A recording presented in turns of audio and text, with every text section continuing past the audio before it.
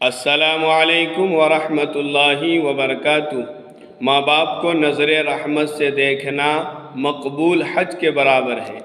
حدیث پاک میں ہے، رسول اللہ صلی اللہ علیہ وسلم نے ارشاد فرمایا، ماں باپ کے ساتھ حسن سلوک کا برتاؤ کرنے والی اولاد جب بھی نظر رحمت سے ماں باپ کو دیکھے تو ہر نظر کے عوض، ہر نگاہ کے بدلے اللہ تعالیٰ اس کے لیے مقبول حج کا ثواب لکھ دیتے ہیں۔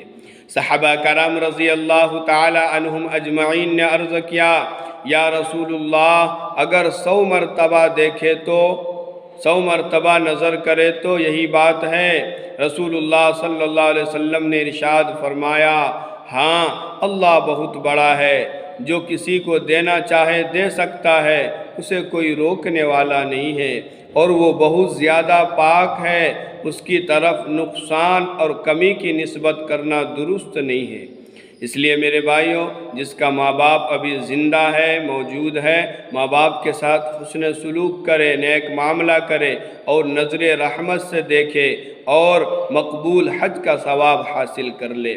جس کا ماں باپ اس دنیا میں نہیں ہے، وہ ماں باپ کے لیے دعائے مغفرت کرے، وہ اس ثواب سے محروم ہے۔ یا اللہ ہم سب کو عمل کی توفیق عطا فرمائے۔